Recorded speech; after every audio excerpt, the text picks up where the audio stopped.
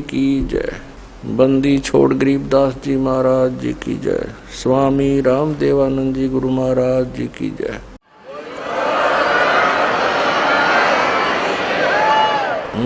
गरीब नमो नमो सतपुरुष को नमस्कार गुरु के नहीं। सुर नर मुनि जन साधुआ संतों सर्वस दी नहीं। सतगुरु साहेब संत सब दंडोतम प्रणाम। आगे पीछे मध हुए तिनको जा कुर्बान। नराकार निर्विषम काल जाल वैवंजनम निर्लेपम निज निर्गुणम अकल अनुबेशुंदनम। सोहम सुरति समाप्तम सकल समाना निर्तल। उज्ज्वल हीरंबर हरदमम वे परवा अथाह वार पार नहीं मध्यतम। ग्रीब जो सुमर सिद्ध होई गणनायक गलताना। करो अनुग्रह सोई पारस पद परवाना। आदि गणेश मनाऊं गणनायक देवन देवा। चरण कमलो लाऊं आदंत करूं सेवा। परम शक्ति संगीतम रिद्धि सिद्धिदाता सोई। अवगत गुण अतीतम सतपुरुष निर्मोही। जगदम्बा जगदीशम मंगल रूप मुरारी। तन मन अर्पों शीसम भक्ति मुक्ति भंडारी। सुर नर मुनि जन ध्यावे ब्रह्मा विष्णु महेशा। शेष सहस मुख गावे पूजय आदि गणेशा। इंद्र कुबेर सरीखा वरुण धर्म राय ध्यावे। समर्थ जीवन जी का मन इच्छा फल पावे। 33 कोटि अदारा ध्यावे 88। उत्तर बहुजल पारा कट है यम की फांसी। 33 कोटि अदारा ध्यावे 88। उत्तर बहुजल पारा कट है यम की फांसी।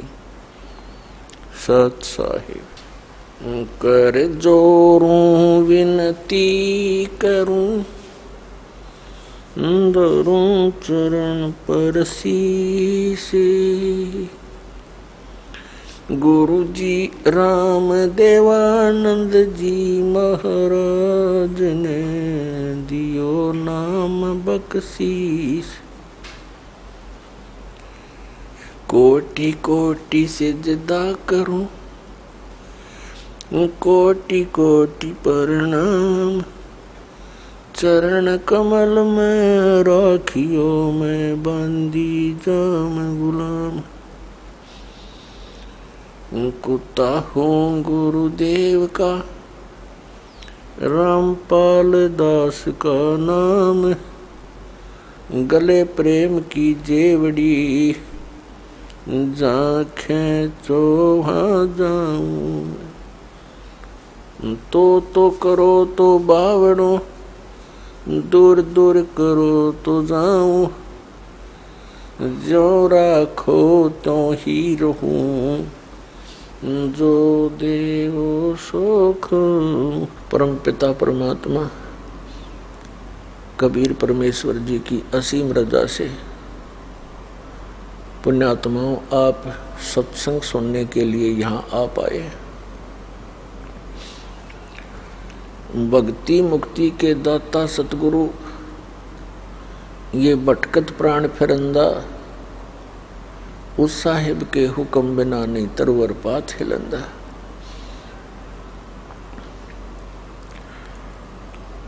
पुण्यात्माओं इस काल के इंद्रजाल को परमात्मा ने आके स्वयं बताना पड़ा। क्योंकि इस काल भगवान ने यहाँ पर बहुत अज्ञान फैला दिया और दुनिया भर के ये नकली संत तैयार कर दिए जो केवल लोक वेद सुनाते हैं। उनका कोई सदग्रंथ आधार नहीं रहता। जिस कारण से ये प्राणी इन कष्टों को झेलना जन्म और मृत्यु का ये कष्ट उठाना, इसको एक परंपरा मान चुका है और इसी में संतुष्ट हो चुका है। अधिकतर संतों का भी यही अपना विधान है कि जन्म मृत्यु ये तो होती ही रहेगी। परमेश्वर ने स्वयं आकर हमें जानकारी दी, वो हम सभी आत्माओं के सृजनहार हैं, वो हमारे परम पिता हैं, वो हमारे जनक हैं। कबीर भगवान, कबीर अल्लाह, कबीर जुलाहा, कबीर धानक जो काशी में बनारस में आए थे, ये स्वयं परमात्मा है, ये परम अक्षर ब्रह्म है, ये सत्य पुरुष है, यही अकाल मूर्त है, यही शब्द स्वरूपी राम है। अब अपने उस निज स्थान की जानकारी परमात्मा ने स्वयं आकर देनी पड़ती है, क्योंकि यहाँ का जो राजा है, यहाँ का जो मालिक है, स्वामी है, ईश है, ये काल है।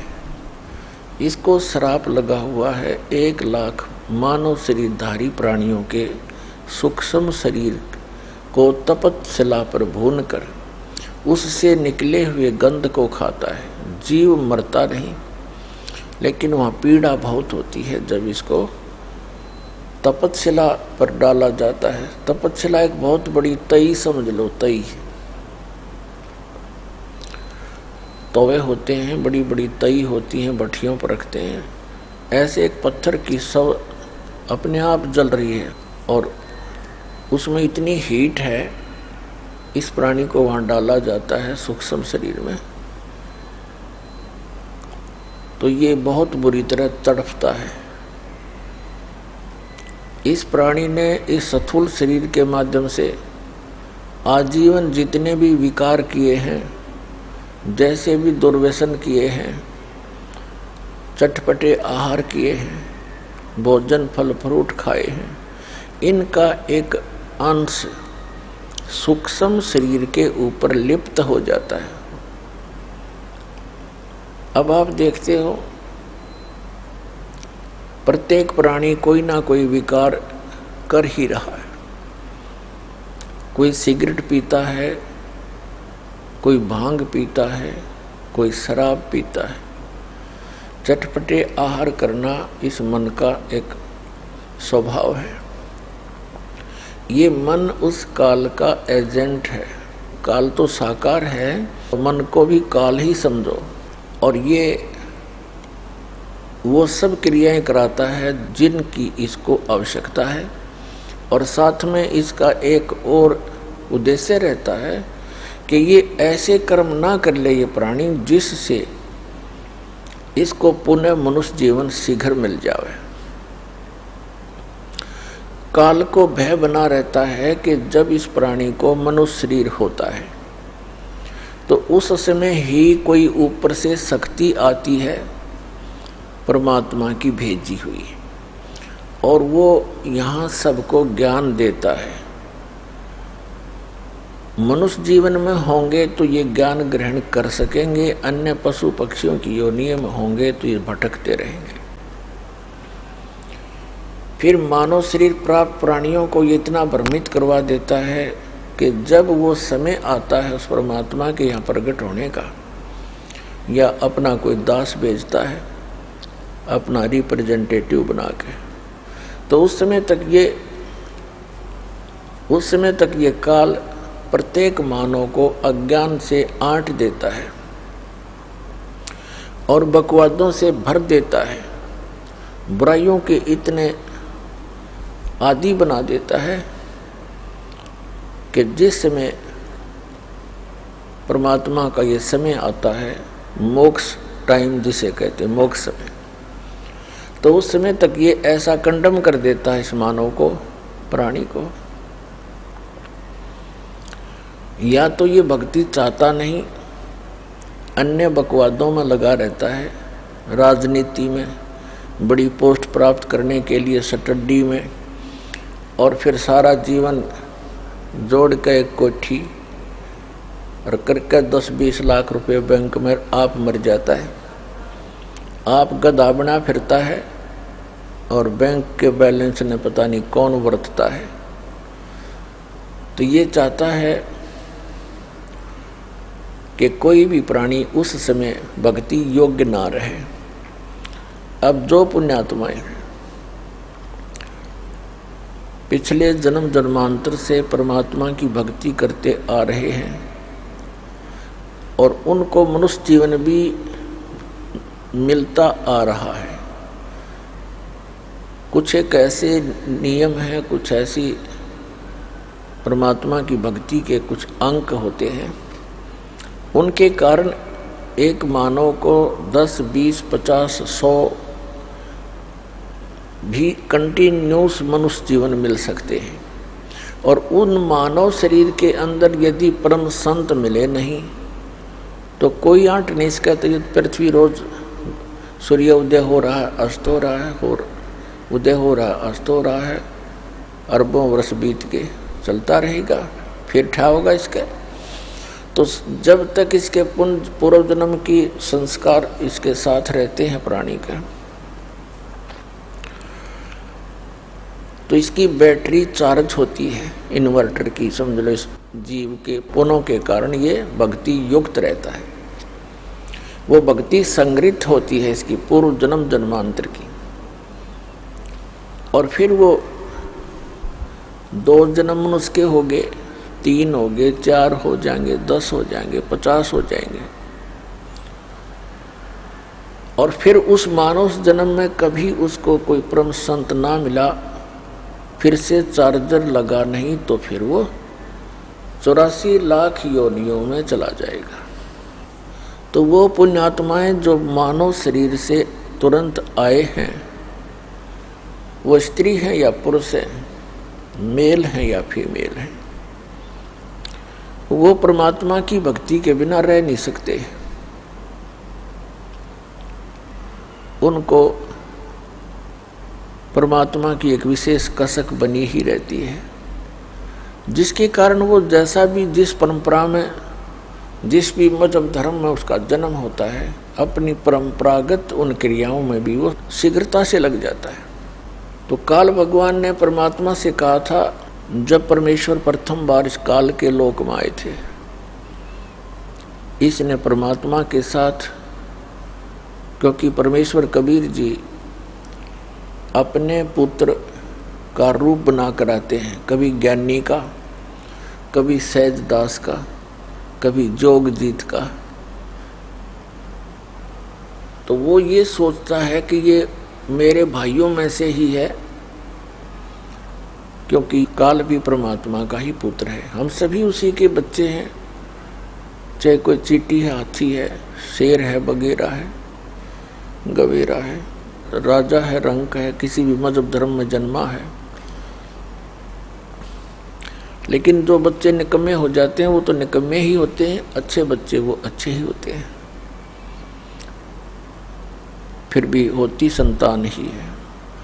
तो इस काल ने परमात्मा को अपना बड़ा भाई जानकर उसके साथ विरोध किया कि तू यहाँ कैसे आ गया जोगजीत। उसको ये भी डर रहता है कि हो सकता है कोई परमात्मा का संदेश लेकर आया हो, कोई आदेश हो। कहा जो आदेश है परमपिता का, पहले मुझे वो सुना और फिर तेरी पिटाई करूँगा मैं, क्योंकि मैंने तेरे से वहाँ प्रार्थना की थी कि मुझे इस लोक सतलोक से निकाल मत। तूने मेरी एक नहीं सुनी थी, मुझे वहाँ से निकाल दिया था। अब तू मेरे लोक में कैसे आ गया? अब मैं तुझे गढ़ूंगा। तब परमात्मा अपने पुत्र जोगजीत के रूप में खड़े थे। इससे कहा कि सुन ले आदेश परमपिता का, मैं क्या उद्देश्य लेकर आया हूँ। मैं नीचे तेरे संसार में जाऊंगा और परमात्मा की जानकारी कराऊंगा। तूने परमात्मा का नामो निशान मिटा दिया, तू खुद भगवान बन बैठा नालायक, तने शर्म नहीं आती। इन भोली आत्माओं ने गलती की, तेरे ऊपर आसक्त होकर तेरे साथ आ गए, फिर ऐसी दुर्गति किया करते हैं।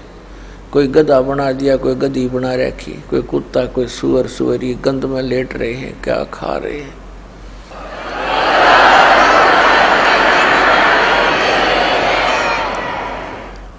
मैं नीचे जाऊंगा, परमात्मा का आदेश है, और सबको बताऊंगा कि ये भगवान नहीं है जिसको तुम भगवान जानकर पूज रहे हो। ये काल है, ये तुम्हें खाता है, तेरी पोल पाड़ का आऊंगा। तब इसने सोचा ये तो मेरा नाश करने आ गया, मेरी खेती उजाड़ेगा। तो इस काल ने परमात्मा को जोग जीत समझ के उसके ऊपर ऐसे झपट्टे जैसे अभी मार डालेंगे। परमात्मा ने अपनी प्यारी आत्मा धर्मदास जी को ये ज्ञान देते हुए कहा कि धर्मदास जी, जिस समय उस काल ने मेरे ऊपर अटैक किया, आक्रमण किया, मैंने सतनाम का सिमरण कर दिया। पुण्यात्माओं, वो परमात्मा हमें भी सतर्क करना चाहते हैं कि जो प्यारी आत्मा परमात्मा की शरण में आ गए और उनके ऊपर कोई किसी प्रकार की कोई आपत्ति आती है, चाहे कोई दैविक है, चाहे कोई जंतर मंत्र किसी का है, चाहे कोई गाल भी घाल देता है, और आपने उपदेश प्राप्त है तो उस समय अपना श्वास का सिमरण शुरू कर दे। जिसको प्रथम मंत्र प्राप्त है तो प्रथम मंत्र का ही जाप शुरू कर दे, किसी और की आशा नहीं करे कि वो मेरी रक्षा करे।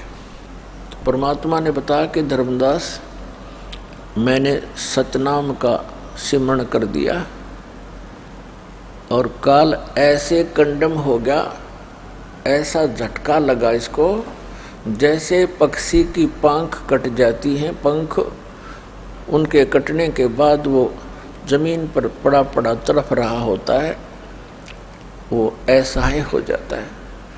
ऐसी दशा होगी इस ज्योत निरंजन काल की। ये चापलूस है। पहले तो इसने सोचा था कि मैं इसको डरा धमका दूंगा, और फिर इसने पैर पकड़ लिए मेरे आके। कबीर साहब कहते हैं कि इसने नीचे नीचे घिसड़ के और पैर पकड़ के रोने लग गया, कहने लगा, तो मेरा बड़ा भाई, मैं तेरा छोटा भाई। छोटे तो उत्पात किया करते हैं, बड़े तो अक्षमा ही किया करते हैं। मैं तो आपको पिता के समान मानता हूँ, और आप तो उनके ही भेजे हुए आए हो, आप तो उन्हीं की शक्ति हो, मुझे अक्षमा कर दो। परमात्मा ने कहा, ठीक है, क्षमा कर दिया तुझे। फिर चरण छोड़े नहीं और कहने लगा कि मेरे इस लोक में कुछ त्रुटि है, वो आवश्यकताएं मेरी पूरी कर दो। मैं आपका छोटा भाई हूँ, आप तो समर्थ हैं। बहुत घनी चापलूसी करी इसने। तो परमात्मा ने कहा कि बोल, क्या मांगता भिखारी, तू बोल। तब इसने कहा, ऐसे नहीं, वचनबद्ध हो जाओ। परमात्मा ने कहा कबीर जी ने, ठीक है, वचनबद्ध हो गया। तब इसने क्या कहा कि 3 युगों में जीव कम ले जाना। अब क्या कहा था जोगजीत रूप में परमात्मा ने कि मैं सभी जीवों को बताऊंगा कि ये काल है, और जो साधनाएं तू करवा रहा है वो तेरे सतर की है, तेरे जाल में फंसे रहने की है। परमात्मा ने मुझे एक ऐसी शक्ति यानी मंत्र दिया है, उस सतनाम के जाप को और सार नाम के जाप को प्राणी को दूंगा, और जिनके पास ये मंत्र होगा उसका तू कुछ बिगाड़ नहीं सकेगा। जैसे उसी मंत्र से मैंने तेरी ये हालत कर दी, और वो मंत्र उन प्राणियों को दूंगा जिनके पास ये मंत्र होगा तो उनके निकट नहीं जा सकेगा। और सबको सतलोक ले जाऊंगा सतनाम दे करके। तो इसने फिर प्रार्थना की कि 3 युगों में जीव कम ले जाना, चौथा युग जब कलयुग आवे तब तो शरण जीव बहु जावे। ऐसा वचन हर मोय दीजे, तब तुम गवन संसार ही कीजिए। तब परमात्मा ने कहा ठीक है। और दूसरा ये कहा था कि आप बलपूर्वक ना ले जाना,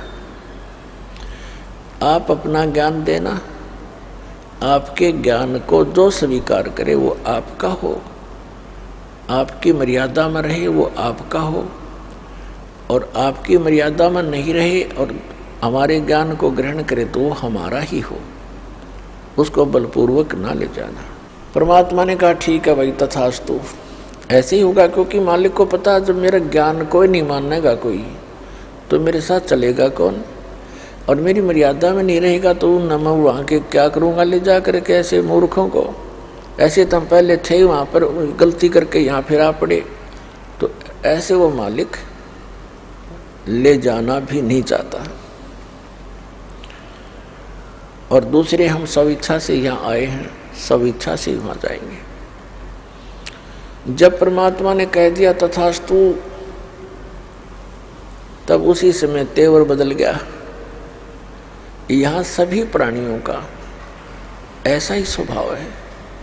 जैसे भस्मागिरी ने भगवान शिव जी के द्वार पर 12 वर्ष तक सिरासन पर तपस्या की, ऊपर न पैर नीचे न सिर करके।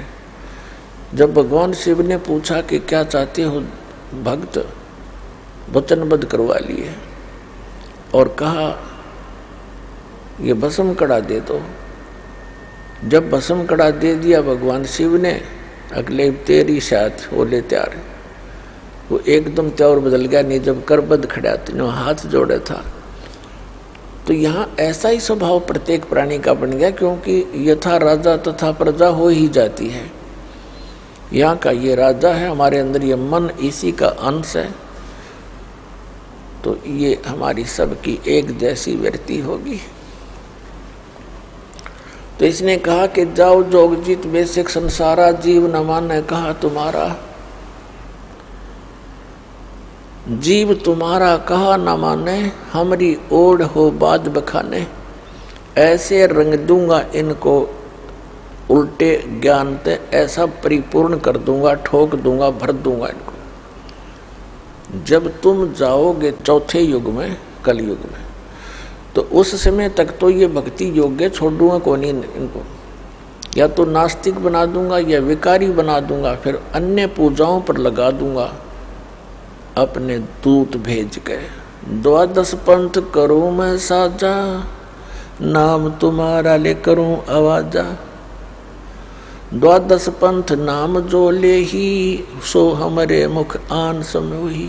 और अनेक पंथ चलाऊं, या विद जीवों को भरमाऊं। तीर्थ व्रत जप तप मन लाऊं, और देवी देवल धाम पुजवाऊं। ये नरे तीर्थ बनवा दिए, नरे धाम बनवा दिए, और ऐसा पाठ पढ़वा दिया नकली संतों, ऋषियों, महर्षियों, आचार्यों और शंकराचार्यों द्वारा कि तीर्थों की पूजा कर, धामों पर माथा टेक कर कल्याण हो जाएगा। अरे हमारे सदग्रंथ क्या बताते हैं, हमारा विधान क्या बताता है भगवान का? पवित्र चारों वेद, पवित्र श्रीमद् भगवद गीता, और पवित्र वो सच्चिदानंद घन ब्रह्म की वाणी, कबीर वाणी, ये विधान है परमात्मा का। तब परमात्मा ने कहा था जब कलयुग बीत जाएगा 5500 वर्ष,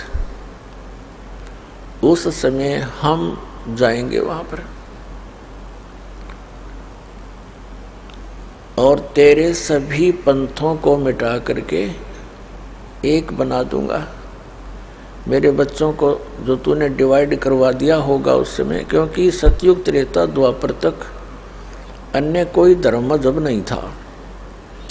इस कलयुग के ये ज़्यादा से ज़्यादा 2-2.5 हजार वर्ष अब जो आज से 2-2.5 हजार वर्ष उसके बाद ही हम विभाजित हो गए। लगभग 2520 वर्ष पूर्व हिंदू धर्म के प्रवर्तक आदि शंकराचार्य का जन्म हुआ और 32 वर्ष वो रहा संसार में, फिर उसकी मृत्यु होगी। उसके बाद फिर 2012 वर्ष हो गए ईसा जी के जन्म को। 30 वर्ष की उम्र में उसकी मृत्यु हो गई थी और लगभग 1400 वर्ष हो गए हैं इस मुसलमान धर्म को, हजरत मोहम्मद जी के जन्म को। और सिख धर्म जो है ये परमात्मा के कबीर जी जब प्रकट थे उसी समय नानक साहिब जी भी उनके समकालीन थे। अब इस काल ने हमें कैसे बिचला दिया। आदरणीय नानक साहिब जी ने कोई धर्म नहीं बनाया था, धार्मिकता को बढ़ाने के लिए पुण्यक्रम बढ़ाने की एक विधि बताई थी। और सिख का अर्थ शिष्य होता है, शागिर्द होता है। और फिर आगे चल के ऐसे प्रारूप बिगड़ ही जाता है। अब जैसे परम पूज्य कबीर परमेश्वर जी ने, कबीर कोई समुदाय नहीं बनाया उन्होंने, कबीर कोई धर्म नहीं बनाया, कबीर पंथ। पंथ का अर्थ होता है वो मार्ग जो कबीर परमेश्वर जी ने मार्गदर्शन किया भक्ति के विषय में, अध्यात्म के विषय में। और जो साधनाएं उन्होंने प्रमाणित किया कि इन साधनाओं से मोक्ष होगा। यदि हम उन्हीं साधनाओं को कर रहे हैं और परमात्मा के बताए मार्ग पर चल रहे हैं तो हम कबीर पंथी हैं, यानी कबीर जी के द्वारा दिए गए उस मार्ग पर चल रहे हैं। और यदि हम उस मार्ग पर नहीं चल रहे हैं, वही साधना नहीं कर रहे हैं, उसी तरह हम अपनी क्रियाएं नहीं कर रहे हैं, तो हम बेसिक कबीर पंथी कहलाते हैं। हमारा पंथ कबीर जी वाला नहीं है, हम विपरीत मार्ग पर चल रहे हैं, कह रहे हैं कबीर पंथी। तो कहने का भाव यह है कि काल ने अभी करना था सारा काम, इसने कलम तोड़ रखी है। उसके बाद ये बना दिए कि इतने संत हो, ये श्री शिवदयाल जी राधा स्वामी पंथ का प्रवर्तक। अब इनके बाद देखो एकदम कैसा तूफान आ गया, ना जाने कितनी ब्रांच होगी इसकी 100-150 वर्ष के अंदर। और लगभग आधे भारतवर्ष को इन्होंने मिसगाइड कर दिया, जिसमें अधिकतर इफेक्ट किया है इसने हिंदू धर्म और सिख धर्म के ऊपर। ये नास्तिक बनाने जा रहे हैं प्राणियों को, ये कोई क्रिया नहीं बताते। आंख मीच कर बैठ जाओ 2.5 घंटे सुबह, 2.5 घंटे शाम, और नाम 5 काल के, और कुछ नहीं करना, ना कोई जोत लगानी, ना कोई धर्म भंडारा। ये खीर तक भी नहीं बांटते, सत्संग करते हैं, पानी की व्यवस्था करते हैं। इन्हें तो भट्ठा बैठा दिया मानव जीवन का। हमारे घरों में ज्योति जला करती थी पहले देसी घी की, प्रत्येक के घर में। विशेषकर हमने, क्योंकि दास का जन्म पवित्र हिंदू धर्म में हुआ, तो प्रत्येक घर में ज्योति शाम के समय तो वैसे जलाया करते थे, चाहे जलावे 2 सेकंड के लिए। वो लात इसलिए करते थे, छोटी जल्दी हो जाती, समाप्त हो। लेकिन कुछ न कुछ क्रिया धार्मिकता का यथार्थ मार्ग था, वो भी न भट्ठा बैठवा दिया, बंद करवा दिए। अपने आत्माओं, ये धन धन सतगुरु सच्चा सौदा सिरसा वाले जो कि तो सेम प्रणाली समझ लो भाई। ये बाल योगेश्वर बोल रहे हैं जो अमेरिका में रहता है, उसका एक भाई सतपाल जी है यहाँ भारतवर्ष में। इनका किसी का सिर पैर नहीं, सारे श्राद्ध निकालने हुए भूत पूजा बताओ जो आम व्यक्ति कराया करता, जैसे हम पहले करते थे। एजिटीज हैं ये, या साराम जी ने कख नहीं पता, मूर्ख बना रहा इतनी दुनिया ने। 6-7 नाम डाल देता है, सेलेक्ट कर ले जो तुम्हें अच्छा लगे। एक तो ये खुद देता है एक नाम, 100 हमको 2 हिस्से में कर देता है, 100 बाहर हम भीतर। और बाकी 6-7 मंत्र बोल देता है कि इनमें से जो तुझे अच्छा लगे सेलेक्ट कर ले।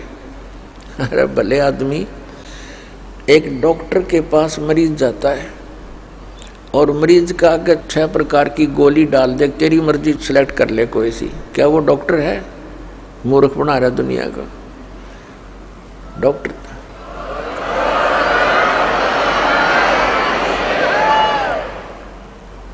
तो पुण्यात्माओं, इन न कित कित रोऊं और किस किस न रोऊं, या तो कुआ भांग पड़ी। परमात्मा कहते हैं कबीर ये माया अटपटी सब गट आन अड़ी, और किस किस न समझाऊं या कुआ भांग पड़ी। अपने आत्माओं, आपके रूबरू जिस भी संत महंत आचार्य शंकराचार्य का इतिहास दिखाया है, इनके पास कख नहीं पाया, कख भी कैख है भी नहीं इनके पास भक्ति का। और ये बोले श्रद्धालुओं को कितनों को गुमराह किए बैठे हैं। ये स्वयं भी पाप के बागी और काल के पक्के एजेंट बन गए ये। और फिर ये काल कुछ नहीं देगा इनको, क्योंकि इसके पास कुछ पावर नहीं देने का। ये तो नाश नाश कर सके है, जिसका नाम में काल हो गया तो उसके पास रहम कैसे हो सकता है, दया कैसे होगी उसके पास। जैसे कसाई है और बकरे पालता है, उन बकरे बकरियों को भले ही कितनी सेवा करता दिखाई देता है, उनके लिए सारी सुविधाएं भी उपलब्ध कराता है, लेकिन वो उन पर रहम कैसे कर सकता है? क्योंकि वो तो उसने पाल ही इसलिए रखे हैं कि उनको खावे और बेचे। तो ये जिस लोक में आप रह रहे हो, ये ऐसा लोक उस मालिक का लोक है, इस ईश का लोक है, यहाँ का ये काल मालिक है। तो तब परमात्मा ने कहा था कि जब 5500 वर्ष बीत जाएंगे ना कलयुग के, तब मैं अपना एक, अब परमात्मा इसने साची थोड़ी बतावा थी इस नालायक तई। पहले कहा कि मैं स्वयं आऊँगा, और फिर कहा कि मैं अपना एक महापुरुष भेजूंगा और उसके पास शब्द शक्ति दे दूंगा, तो उसके निकट नहीं आ सकेगा।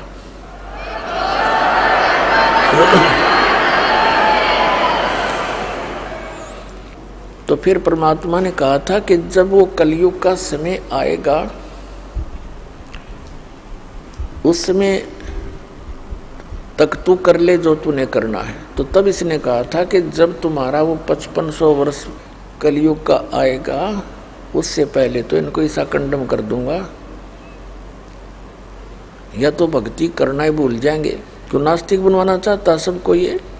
जैसे महात्मा बुद्ध था, अच्छी आत्मा थी, भगवान का बच्चा था, काल के हाथ चढ़ गया, क्योंकि पिछले पुण्यकर्मी प्राणी ही ये संत पद को प्राप्त करते हैं। इनकी बोलने की शैली न्यारी होती है पिछले संस्कारवश, और वो दुरुपयोग करता है यो काल इनका। तो उनके बोलने की शैली अच्छी थी, कसक थी उनकी आवाज में, लाखों लोग अनुयायी हो गए। पूरा चीन महात्मा बुद्ध का अनुयायी बन गया, और महात्मा बुद्ध के द्वारा बताए गए भक्ति विधि से उनको कोई अध्यात्म लाभ नहीं हुआ। औपचारिक बातें तो आम आदमी भी जानता है, जब तक भगवान का साथ नहीं होगा उसको, तो वो किसी चीज का भी पालन नहीं कर पाएगा, कुछ दिनों में सब भूल जाएगा। और परमात्मा साथ रहेगा तो उसको अभाव किसी वस्तु का होने ही नहीं देगा, जिससे वो गिरावट में आवेगा नहीं। तो यही हुआ कि भगवान से मिलने वाली राहत बंद होगी। और जब महात्मा बुद्ध आए थे, उस समय सभी प्राणी अच्छे पुण्यात्मा होते थे। वो उनको संसारिक सुख उनके पूर्व जन्म के ही संस्कारों से मिलते रहते थे, और वो ये सोचते रहे कि महात्मा बुद्ध ने जो हमें क्रिया बताई है, इससे हम फलीभूत हो रहे हैं, जिस कारण से आगे चल के उनकी संतान इतनी पुण्ययुक्त नहीं। क्योंकि कलयुग में ऐसे ही घटती आ रही है सतर हमारे पुण्यों का। तो फिर उनको कुछ भी लाभ नहीं हुआ तो उन्होंने त्याग दिया भक्ति को और विधान बना दिया कि कोई भगवान नहीं है। ये सृष्टि अपने आप बनती और बिगड़ती रहती है और काल यही चाहता है कि ये नास्तिक हो जाए, बिल्कुल भगवान की रुचि ना रहे, खासकर इस कलयुग में। पहले जिसने चिंता थी नहीं। तो पुण्यात्माओं, ये जितने भी राधा स्वामी पंथ, जय गुरुदेव पंथ, सतपाल और बालोगेश्वर का पंथ और ये आसाराम और ये जितने भी सुधांशु जी का पंथ, ये कृपालु कृपुलोर, ये सारे काल के एजेंट हैं। इनके द्वारा बताए गए भक्ति मार्ग से किसी को भी लाभ नहीं हो सकता और कुछ दिनों में ये पूरा मानव ये नास्तिक हो जाना था, ये सत्कर मान लेना। अब जैसे राधा स्वामी पंथ के प्राणी जो 30-30 वर्ष, 20-20 वर्ष, 10-10 वर्ष से वहाँ साधना किया करते थे और वहाँ उनको सुख होते थे और बताते थे, जो गुणगान करते थे, गुरुजी आज हमें ये लाभ हो गया, गुरुजी आज हमें ये लाभ हो गया। और ईवन की बिरानमटी होगी, जैसे सुखिन राधा स्वामी धन धन सतगुरु सच्चा सौदा सिर साड़े आसाराम राणा नो है। ऐसा तो हम साला सर जाया करते, जब भी हुआ करता था। उस हनुमान की पूजा, पत्थर की मूर्ति पूजा करने जाते, तभी हमें महसूस होता था कि हमें ये सुख हो गया, हमें ये सुख हो गया। वो होता था हमारे पूर्व जन्म के पुण्यों से और हम सोच रहे थे बाबा हनुमान जी ने दे दिया, बाबा हनुमान जी बता। अब वो तो आप भगत थे, एक भगत दूसरे भगत को क्या दे सकता है? और वो कभी नहीं कहा करते मेरी भक्ति करो, तो खुद भगवान की भक्ति करते थे, औरों को भी सलाह देते थे भक्ति करो भगवान की।